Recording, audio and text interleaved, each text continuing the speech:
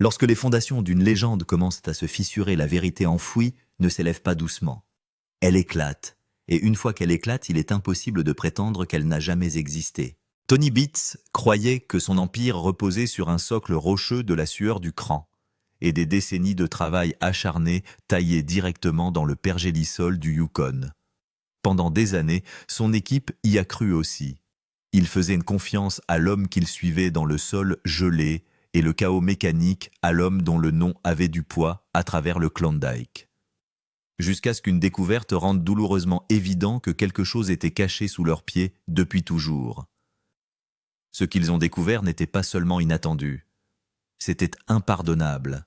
Le moment où tout a basculé est arrivé à 4h17 du matin. Monica Beats savait que quelque chose n'allait pas avant même d'attraper le téléphone. Dans sa famille, les appels à cette heure-là n'arrivaient qu'en cas de catastrophe, lorsque les machines tombaient en panne, lorsque le sol s'effondrait, lorsque la terre leur rappelait qui était vraiment aux commandes. Mais lorsqu'elle a répondu, ce n'était pas la voix familière et grave de son père qui était au bout du fil. C'était Kevin le contremaître, et la tension dans sa voix lui a fait passer un frisson dans la poitrine. Il lui a dit de venir immédiatement à la maison principale. Il lui a dit de ne pas réveiller Tony, et il lui a dit que ce qu'ils avaient trouvé devait être vu par la famille avant que cela ne devienne une affaire d'équipage. Le mot « trouver » s'est brisé en sortant de sa bouche, et c'est à ce moment-là que Monica a senti le froid s'installer dans ses os. Lorsqu'elle s'est arrêtée sur la propriété de ses parents, l'aube était encore cachée derrière la silhouette déchiquetée des montagnes du Yukon. Des projecteurs brûlaient dans l'obscurité à l'angle sud-est de la maison dure et impitoyable, illuminant le sol comme une scène de crime.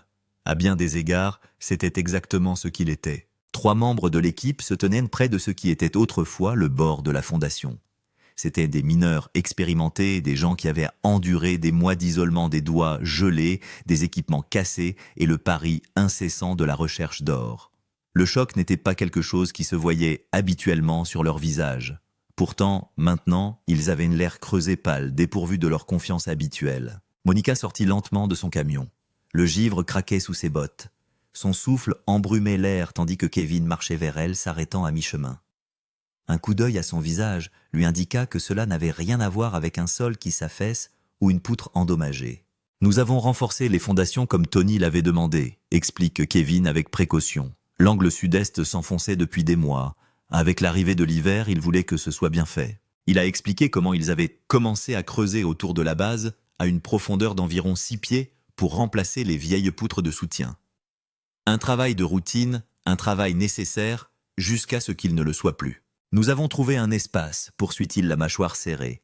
Un creux qui ne devrait pas être là. Et Monica, ce qu'il y a à l'intérieur de cet espace change tout ce que nous pensions savoir sur ton père. Son estomac s'effondre. Le nom de Beats avait une signification particulière au Klondike. Il était synonyme d'honnêteté brutale, de respect mérité, de l'idée que si l'on travaillait plus dur que la terre ne résistait, on méritait ce que l'on en tirait.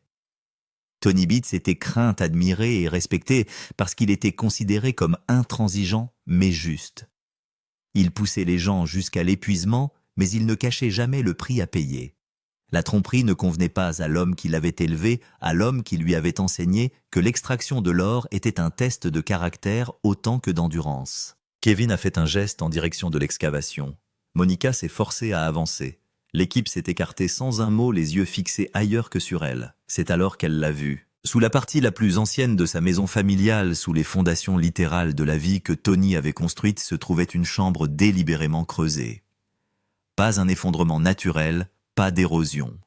Un espace intentionnel d'environ 8 pieds de large et 12 pieds de long taillé proprement dans la terre. Mais ce n'est pas le vide qui fait trembler les mains de Monica lorsqu'elle s'agrippe au bord de l'excavation. C'est ce qui l'a rempli. Des douzaines de conteneurs métalliques, empilés proprement méthodiquement avec une précision qui témoignait d'une planification et non d'une impulsion. Ils étaient scellés contre l'humidité et le temps disposé aussi soigneusement que l'équipement d'un bunker de stockage militaire. Monica a reconnu les marques instantanément. Les numéros d'essai, les classifications de poids, les dates. Les dates lui coupent le souffle. 2000 plus tôt, puis plus tôt, et plus tôt encore. Il ne s'agissait pas de bacs oubliés ni d'un stockage en surnombre. Il s'agissait d'un système. Une opération de longue haleine cachée sous la maison où Tony avait élevé ses enfants, où la famille avait partagé d'innombrables repas, où les Noëls avaient été célébrés après avoir survécu une année de plus dans l'un des environnements les plus rudes de la planète. Kevin se laissa tomber dans la chambre, sa lampe frontale perçant les ombres. Il ouvrit un conteneur. Le bruit de raclement du métal résonna dans le silence glacial. Puis il l'inclina vers la lumière. L'or. Il ne s'agit pas de pépites brutes, ni de paillettes, ni de matériaux bruts et non traités provenant directement des usines de lavage. Il s'agit de produits raffinés, des barres estampillées de marques de pureté des pièces de monnaie, provenant de plusieurs monnaies des bijoux, qui brillent d'un éclat incomparable de carats. Monica a fait un calcul approximatif sans le vouloir. 50 000 $ dans ce seul conteneur. Peut-être plus. Et elle a compté au moins 40 conteneurs visibles avec des signes que l'espace s'étendait au-delà de ce qui avait été exposé. « Nous ne les avons pas tous ouverts », dit Kevin en remontant la voix basse. « Mais les 3 que nous avons vérifiés sont tous les mêmes. De l'or raffiné de haute qualité. Ce n'est pas de l'or de production Monica. Ce n'est pas ce qui sort de notre exploitation. » Il marqua une pause, laissant le poids de cette phrase se faire sentir. Les dates les plus anciennes remontent à 23 ans. Cela a commencé avant que la plupart des membres de l'équipage ne mettent le pied au Klondike. C'est là depuis que vous êtes enfant. L'esprit de Monica s'emballe. La société Beats s'est toujours enorgueillie de sa transparence. Sa production d'or est documentée, filmée, taxée, auditée. Tony se moque ouvertement des mineurs qui contournent les règles ou la légalité, sa légitimité et son armure. Mais ce qui se trouvait sous la maison suggérait tout autre chose. Une deuxième opération. Un cours d'eau caché. Un cours d'eau parallèle à tout ce que le monde avait vu depuis plus de 2 décennies.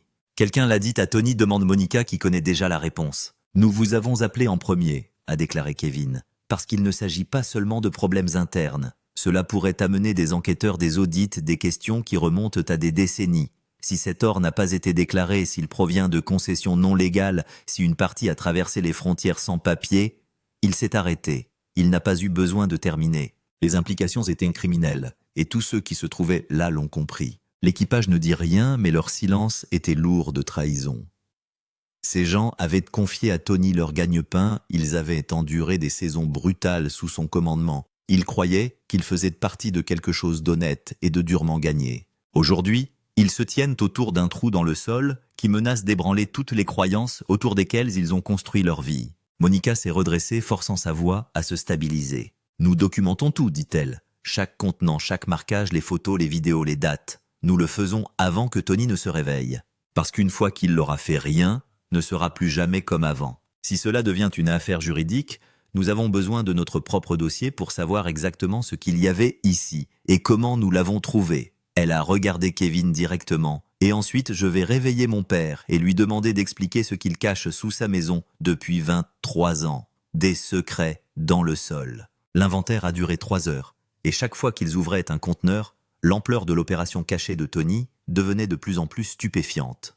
Lorsque le soleil s'est enfin levé sur l'horizon du Yukon, ils avaient documenté 47 conteneurs contenant un montant estimé à 2,3 millions de $ en or raffiné.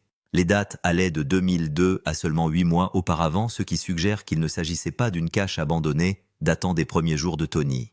Il s'agissait d'une opération active et continue qu'il avait maintenue tout au long de son ascension vers la gloire minière. Certains conteneurs contenaient également des dossiers des registres manuscrits avec des notes cryptiques et des coordonnées qui ne correspondaient à aucune des concessions et des noms que Monica ne reconnaissait pas, mais que Kevin identifiait comme des mineurs de longue date qui avaient travaillé au Klondike il y a des décennies.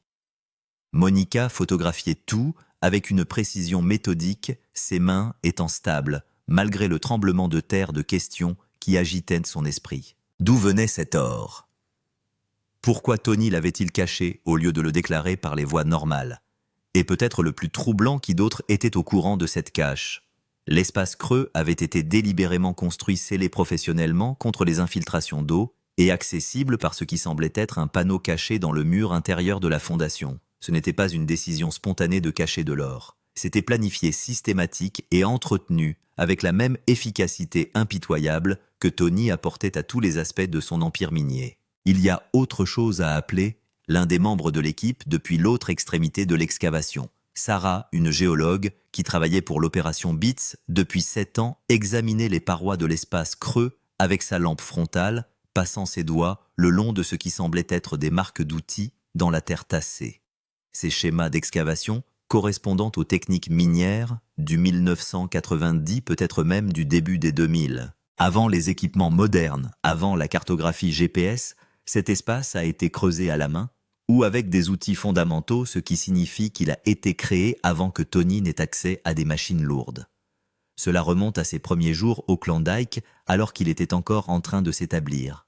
L'implication a frappé Monica comme un coup physique. La légende du Klondike de son père reposait sur l'histoire d'un immigrant hollandais qui était arrivé au Canada sans rien, avait travaillé plus dur et plus intelligemment que tout le monde et avait lentement accumulé les concessions et l'équipement qui avaient fini par faire de lui l'un des mineurs les plus riches du territoire.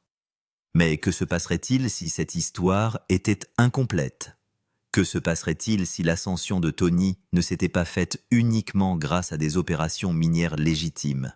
Que se passerait-il s'il avait complété ses revenus par d'autres moyens, en achetant de l'or à des mineurs désespérés, à des prix inférieurs à ceux du marché, en acquérant des pièces sur des concessions qu'il ne possédait pas, ou pire encore, en achetant de l'or à d'autres mineurs? Monica sortit de l'excavation et se dirigea vers la maison principale, ses bottes lourdes de plus que de la boue.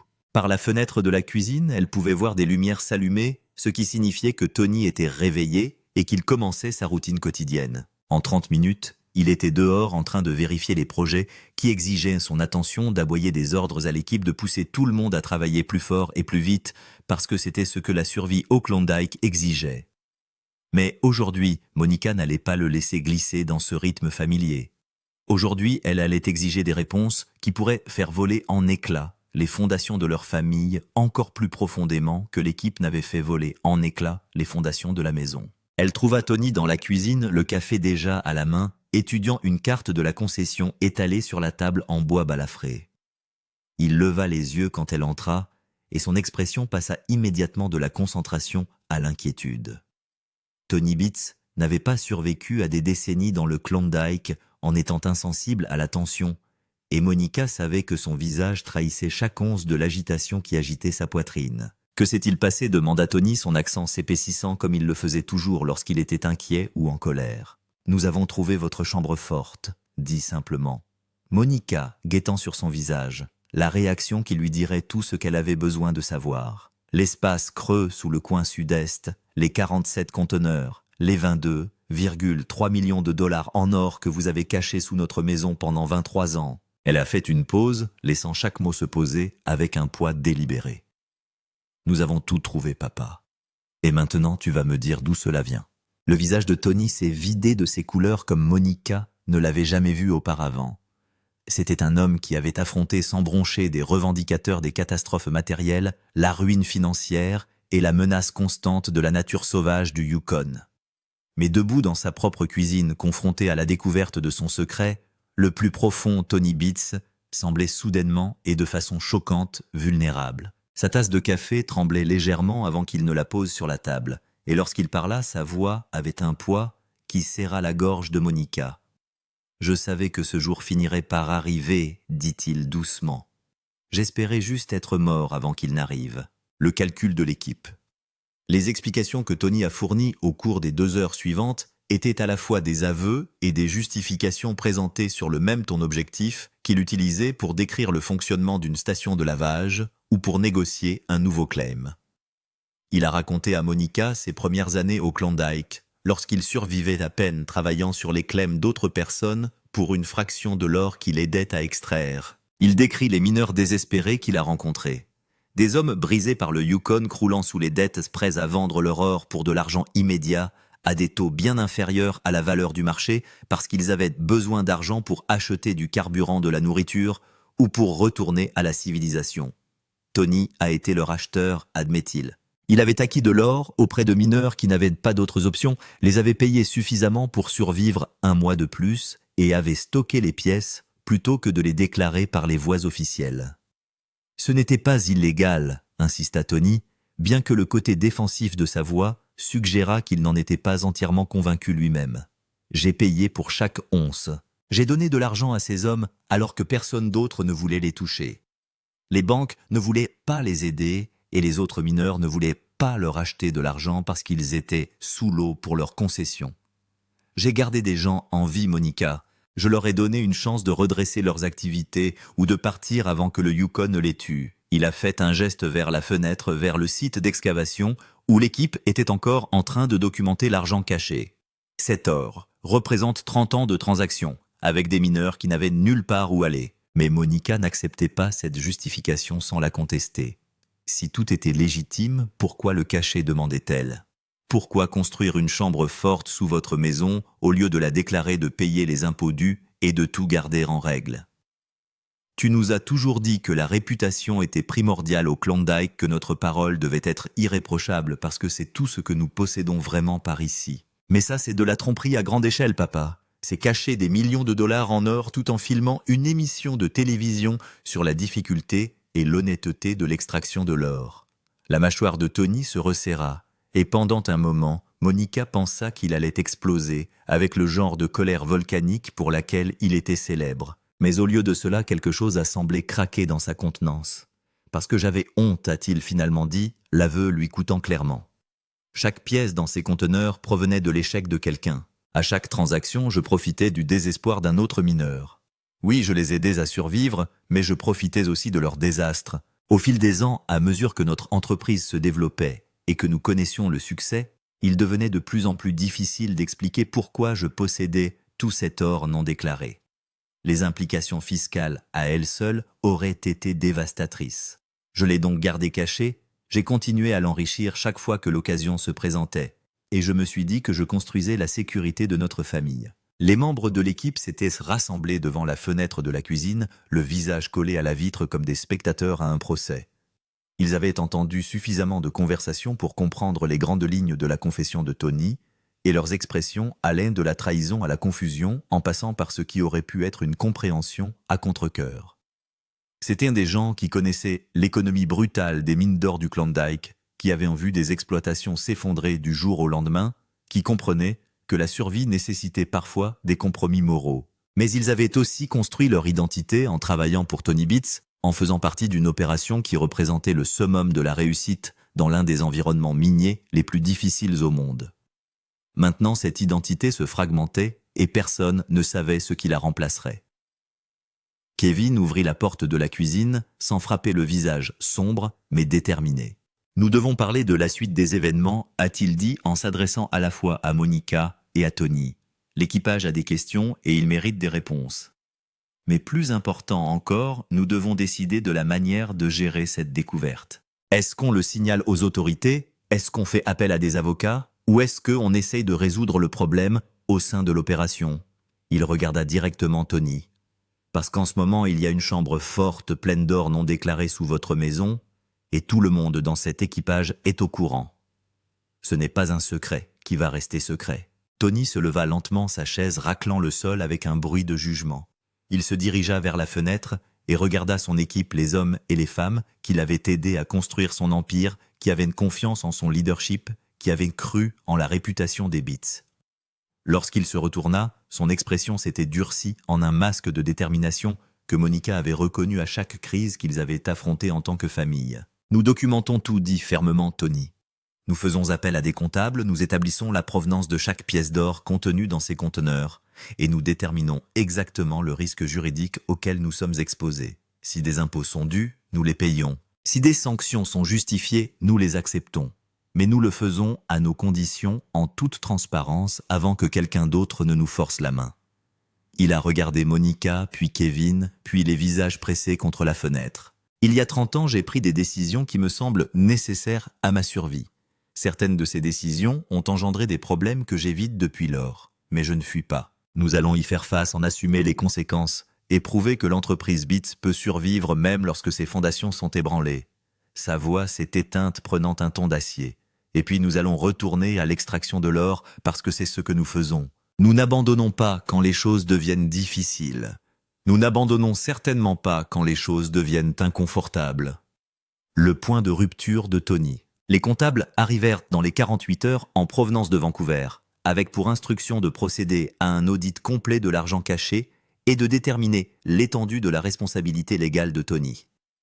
Ils passèrent 3 jours sur le site d'excavation, cataloguant chaque pièce d'or, recoupant les registres tenus par Tony et établissant une chronologie des acquisitions qui remontait à 2002, mieux parce que l'or semblait avoir été acheté légitimement à des mineurs qu'il avait volontairement vendus. Pire, parce que le fait que Tony n'ait pas déclaré ses transactions signifiait qu'il devait des centaines de milliers de dollars d'arriérés d'impôts, de pénalités et d'intérêts de l'argent qui épuiseraient les réserves de l'exploitation et qui pourraient les forcer à liquider certains de leurs équipements les plus précieux.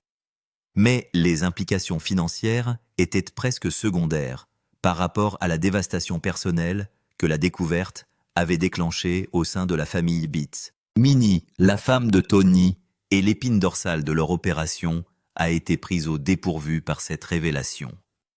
Elle n'avait rien su du coffre-fort, rien du commerce parallèle de Tony, dans l'or de mineurs désespérés, rien des millions de dollars cachés sous la maison où elle avait élevé leurs enfants.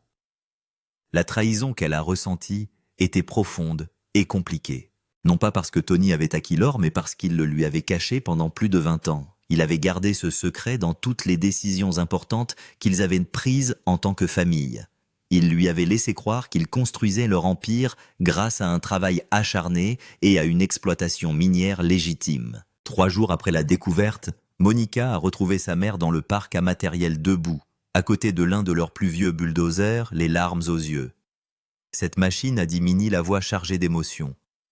Ton père l'a acheté en 2004, m'a dit que nous avions réussi à rassembler juste assez d'argent lors d'une bonne saison pour pouvoir nous l'offrir. Mais maintenant, je me demande si nous avons payé avec l'or déclaré de nos concessions ou avec l'or secret de la chambre forte située sous notre maison.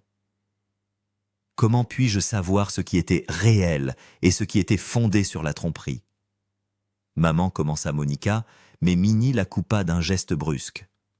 Chaque succès que nous avons célébré, chaque expansion que nous avons faite, chaque fois que nous nous sommes dit que le travail acharné payait au Klondike, quelle était la part de vérité? Quelle part était subventionnée par l'argent que Tony cachait à tout le monde, y compris à moi? Minnie se tourna pour faire face à sa fille, et l'angoisse dans ses yeux était presque insupportable. Je suis mariée à cet homme depuis des dizaines d'années. J'ai été à ses côtés lors de catastrophes qui auraient brisé d'autres familles. Et pendant tout ce temps, il a gardé des secrets qui auraient pu détruire tout ce que nous avions construit. Je ne sais pas si je peux pardonner cela, Monica. Je ne sais même pas si j'ai envie d'essayer. Le moral de l'équipe s'était également effondré. La production des concessions avait été ralentie au fur et à mesure que les travailleurs digéraient la révélation sur l'argent caché de Tony. Certains membres de l'équipe le défendent, arguant que son acquisition d'or auprès de mineurs désespérés a été un service rendu à la communauté du Klondike. D'autres se sentent trahis, convaincus que l'opération secrète de Tony Sapp, l'intégrité de tout ce qu'ils ont accompli ensemble. Plusieurs employés de longue date ont déjà envoyé des lettres de démission, ne souhaitant pas continuer à travailler pour une opération dont les fondements ont été révélés comme étant compromis. Le schisme menaçait de déchirer un équipage qui fonctionnait comme une famille depuis des années. Tony lui-même était devenu presque méconnaissable. L'énergie volcanique qui l'animait normalement du lever au coucher du soleil s'était estompée en quelque chose de creux et de vaincu. Il se présentait toujours au chantier tous les jours, aboyait encore des ordres lorsque c'était nécessaire, mais le feu derrière ses yeux s'était transformé en cendres. Monica a vu son père vieillir d'une décennie en moins d'une semaine, a vu le poids de ses secrets écraser la détermination farouche qui l'avait caractérisé tout au long de sa vie. Lorsqu'elle l'a trouvé seul dans l'atelier tard un soir regardant l'équipement minier qu'il avait entretenu pendant des années, elle a à peine reconnu l'homme brisé penché sur l'établi. « Je pensais que je nous protégeais », dit Tony sans se faire prier, sa voix dépassant à peine un murmure. « Chaque pièce d'or que j'achetais à ces mineurs désespérés, je me disais que je construisais une sécurité pour notre famille, un coussin contre les désastres qui détruisent de la plupart des exploitations minières, quelque chose qui nous permettrait de survivre quand les autres échouent. » Il s'est retourné pour regarder Monica et le désespoir dans son expression était dévastateur.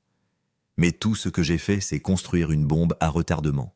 Tout ce que j'ai fait, c'est garantir qu'un jour, tout ce pourquoi j'ai travaillé serait remis en question. Tout ce que j'avais accompli serait entaché. J'ai détruit mon propre héritage, Monica, et pire encore, j'ai endommagé le tien. » Monica s'est déplacée aux côtés de son père, sa colère face à sa tromperie s'opposant au chagrin de le voir s'effondrer. Nous nous en sortirons, a-t-elle dit, même si elle n'était pas certaine d'y croire. Nous paierons ce qui est dû, nous reconstruirons ce qui est cassé, et nous prouverons qu'une erreur ne peut pas remettre en cause 30 années de travail. Mais alors, même qu'elle prononçait ces mots, Monica se demandait s'ils étaient vrais. L'entreprise Beats pourrait-elle survivre à cette révélation? Leur réputation au Klondike pourrait-elle se rétablir? Et surtout, leur famille pourrait-elle guérir des fractures que les secrets de Tony avaient créées, que nous réserve l'avenir? La rencontre avec les enquêteurs fédéraux eut lieu par un matin gris de novembre, exactement 2 semaines après la découverte initiale de l'équipe. Tony était assis en face de 2 fonctionnaires de l'Agence canadienne du revenu et d'un agent de la GRC, entouré d'avocats qui avaient passé les jours précédents à le préparer à toutes les questions possibles. Monica se tenait contre le mur du fond, observant son père expliquer méthodiquement son opération qui durait depuis des décennies, admettre qu'il n'avait pas déclaré correctement les acquisitions d'or et présenter l'audit complet qui détaillait chaque transaction consignée dans ses registres. Les enquêteurs écoutaient impassiblement, prenant des notes, posant des questions de clarification et ne donnant aucune indication sur les conséquences auxquelles Tony pourrait être confronté. La décision préliminaire rendue 3 heures après la réunion a été à la fois un soulagement et un bilan. L'or lui-même semblait avoir été légitimement acquis par le biais de transactions volontaires avec d'autres mineurs. Tony n'avait rien volé, ne s'était pas livré à du claim jumping et n'avait pas violé les règles minières fondamentales qui régissaient les opérations du Klondike. Mais son omission de déclarer ces transactions signifiait qu'il devait d'importants arriérés d'impôts, des pénalités qui reflétaient des décennies de revenus non déclarés et des intérêts qui s'étaient accumulés pour atteindre un chiffre qui faisait mal au cœur même de Monica. Le montant total dut dépasser les 800 000 $, une somme qui nécessiterait la vente d'équipements, la liquidation éventuelle de certaines des plus petites concessions et l'acceptation d'un revers financier qui annulerait des années de croissance. Des accusations criminelles demeuraient possibles, bien que les enquêteurs aient laissé entendre que la divulgation volontaire et la coopération de Tony pèseraient lourd dans toute décision de poursuite. L'agent de la GRC était particulièrement intéressé à savoir si l'argent caché de Tony était lié à des modèles plus vastes de commerce d'or non déclarés au Klondike, si d'autres mineurs exploitaient des entreprises secondaires semblables, et s'il existait une économie souterraine qui échappait à l'impôt et à la réglementation. Tony a insisté sur le fait que son opération avait été solitaire, qu'il ne s'était jamais coordonné avec d'autres acheteurs, que chaque transaction avait été individuelle et isolée. Il n'est pas certain que les enquêteurs l'aient cru, mais ils ont accepté sa déclaration et indiqué que leur enquête se poursuivrait pendant plusieurs mois encore. La réaction de l'équipage à l'intervention fédérale a été mitigée, mais elle a progressivement évolué vers un soutien prudent. Kevin avait convoqué une réunion le lendemain du départ des enquêteurs, et Tony s'était présenté devant ses employés avec le genre d'honnêteté brute dont il n'avait jamais fait preuve auparavant. Il s'était excusé pour la tromperie, avait expliqué ses motivations sans les utiliser comme des excuses et avait proposé de répondre à toutes les questions concernant l'argent caché ou ses plans pour résoudre la situation juridique. La conversation qui avait suivi avait été douloureuse et parfois pleine de colère, mais elle avait aussi été cathartique. Les membres de l'équipage ont fait part de leur sentiment de trahison, de leurs inquiétudes quant à l'avenir de l'opération et de leur besoin d'être assurés que ce genre de secret ne se reproduirait plus. « Je ne peux pas défaire le passé », a déclaré Tony à son équipage, la voix rauque d'émotion. « Je ne peux pas changer les décisions que j'ai prises, ni effacer les années que j'ai passées à cacher cet or sous ma maison. Mais je peux vous promettre ceci à l'avenir, cette opération sera totalement transparente. Chaque once d'or que nous extrairons sera documentée et déclarée. Chaque décision financière sera soumise à l'examen de l'équipage. Et si vous choisissez de partir parce que vous ne pouvez plus me faire confiance, je comprends. Je déteste ça, mais je sais. » Il fait une pause, scrutant les visages des hommes et des femmes qui ont travaillé à ses côtés pendant des années. « Tout ce que je demande, c'est que vous me jugiez sur l'ensemble de ce que nous avons construit ici, et pas seulement sur les erreurs que j'ai commises en cours de route. » Lentement, timidement, l'équipage commence à se stabiliser. Certains employés ont quitté l'entreprise incapables de concilier le fonctionnement caché de Tony avec l'image d'intégrité à laquelle ils croyaient. Mais d'autres sont restés convaincus que la reconnaissance par Tony de ses échecs et son engagement à la transparence représentaient un véritable changement. La production des usines a progressivement repris son rythme normal, bien qu'un courant de prudence ait persisté. Tout le monde comprenait que l'opération Beats était désormais surveillée, que tout faux pas futur serait examiné à la loupe des secrets révélés par Tony. Pour Monica, la voie à suivre restait compliquée et incertaine. Elle avait passé des semaines à lutter contre sa colère face à la tromperie de son père et son chagrin face aux fractures familiales qu'elle avait causées. Minnie dormait toujours dans la maison d'hôte. Elle n'avait toujours pas digéré la trahison du secret de Tony, qui durait depuis des décennies. Elle ne savait toujours pas si elle pouvait rétablir la confiance avec l'homme avec lequel elle avait été mariée pendant la majeure partie de sa vie d'adulte. L'émission de télévision qui avait documenté leurs aventures minières était maintenant confrontée à des questions d'authenticité, les téléspectateurs et les producteurs se demandant quels autres secrets pouvaient se cacher sous la surface de l'exploitation des Beats. Mais debout à Paradise Hill, en regardant l'usine de lavage traiter le minerai sous le soleil fragile de novembre, Monica a ressenti quelque chose d'inattendu de la détermination. Son père avait pris des décisions catastrophiques, privilégié la sécurité financière à l'honnêteté et gardé des secrets qui avaient failli détruire tout ce qu'ils avaient construit. Mais l'exploitation elle-même, les concessions qu'ils avaient acquises, l'équipement qu'ils avaient entretenu, l'or qu'ils avaient extrait grâce à un travail acharné et légitime, tout cela était réel et méritait d'être préservé. Et si cela signifiait reconstruire leur réputation, une saison honnête à la fois, si cela signifiait accepter les pénalités financières et l'examen juridique, si cela signifiait prouver que la famille Beats pouvait survivre même à ses pires décisions, alors c'est ce que Monica était disposée à faire. La découverte sous la maison de Tony avait ébranlé leur fondation au sens propre comme au sens figuré. Elle avait révélé des secrets qui auraient dû être révélés des décennies plus tôt, avait forcé des conversations qui auraient dû avoir lieu depuis longtemps et avait mis à l'épreuve les liens de la famille et de l'équipage d'une manière que les catastrophes minières n'ont jamais pu faire. Mais elle ne les avait pas détruits, pas encore. Et tant que le sol contenait encore de l'or et que la famille Beats était déterminée à l'extraire, il restait l'espoir de reconstruire ce qui avait été fracturé, de restaurer ce qui avait été compromis et de prouver que même les secrets les plus profonds pouvaient être déterrés et survivre. La vérité cachée sous la maison de Tony Beats a tout changé, mais l'histoire n'est pas terminée. Alors que la famille Beats est confrontée à son plus grand défi, celui de rétablir la confiance et de restaurer son héritage au Klondike, la question reste entière. Pourront-ils surmonter le poids de secrets vieux de plusieurs décennies? Qu'en pensez-vous? L'équipage de Tony devrait-il le soutenir ou la trahison est-elle trop profonde pour être pardonnée? Faites-nous part de vos réflexions dans les commentaires et n'oubliez pas de vous abonner pour recevoir des mises à jour sur cette saga en cours. Le Yukon garde ses secrets jusqu'à ce qu'il ne les garde plus.